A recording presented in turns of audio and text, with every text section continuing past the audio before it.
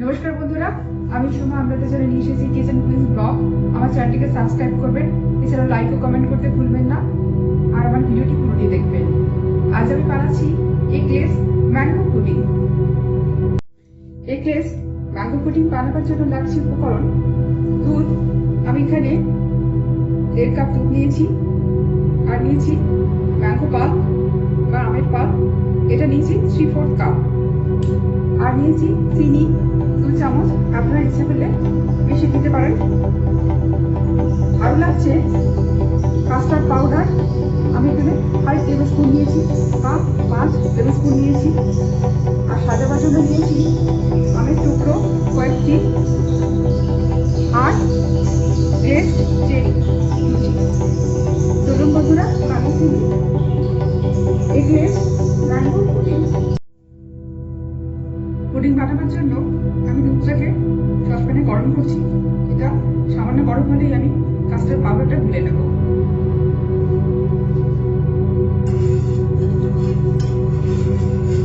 দুধটা একটু গরম হয়েছে, এবার আমি একটি কাপের মধ্যে দুধটা ঢেলে কাস্টার্ড পাউডার নেব।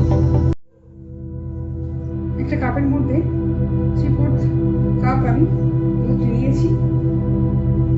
এবারে কাস্টার্ড পাউডারটা আস্তে আস্তে মিশিয়ে তুলে নেব।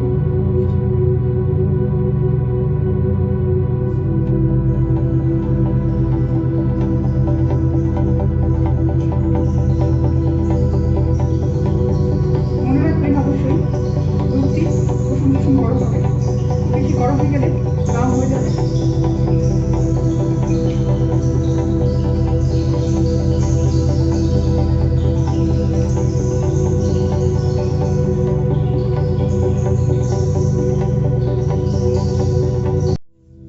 পুরো কাস্টার্ড পাউডারটা দুধের মধ্যে মিশিয়ে নিয়েছি, খুব ভালোভাবে মিশে গেছে। পুরোটা মিশে যাওয়া পর্যন্ত নাড়বেন। এবারে এই মিশ্রণটিকে আমি গরম দুধের মধ্যে ঢেলে দেবো। দুধটা ভালোভাবে গরম হয়ে গেছে, এবার আমি এর মধ্যে চিনিটা মিশিয়ে দেবো।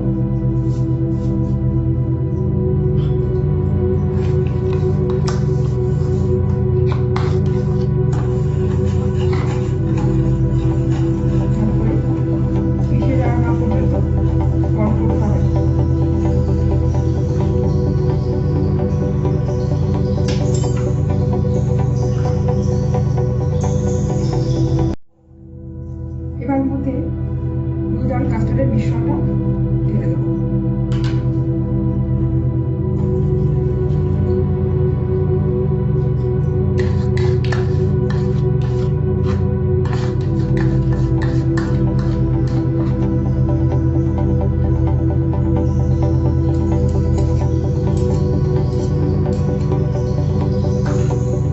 ভালো করে নাড়তে হবে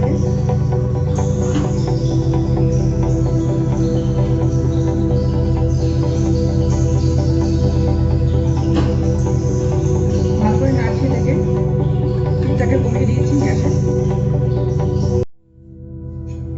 আমার কাস্টার্ডটা ভালো করে মিশে গেছে, দুধের সঙ্গে ঘন হয়ে গেছে। এবার আমি এর মধ্যে আমের পাল্পটা দিয়ে দেবো।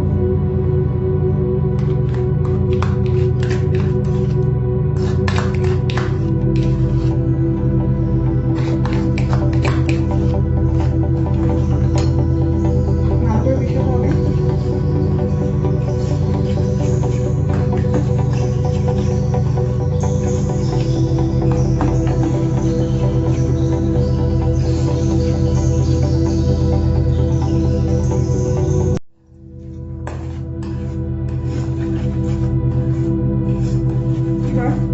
কাস্টার্ড তৈরি হয়ে গেছে। আমি গ্যাসের ফ্লেমটা অফ করে দিলাম। এবার এটাকে ঠান্ডা হতে দেব। তখনই ঠান্ডা করার পর আমি সার্ভিং গ্লাসে ঢেলে দেবো। এগলেস ম্যাঙ্গো পুডিংকে আমি ঠান্ডা করে সার্ভিং গ্লাসে ঢেলে নিয়েছি। এবার এটাকে আমি 2-3 ঘন্টা ফ্রিজের মধ্যে রেখে দেবো। তারপরে ঠান্ডা করে গার্নিশ করে সার্ভ করব। এগলেস ম্যাঙ্গো পুডিং আমি ফ্রিজ থেকে বার করে নিয়েছি এবং আমের টুকরো এবং গ্লেজড চেরি দিয়ে সাজিয়ে নিয়েছি। বন্ধুরা, আপনারা প্রত্যেকে বাড়িতে বানিয়ে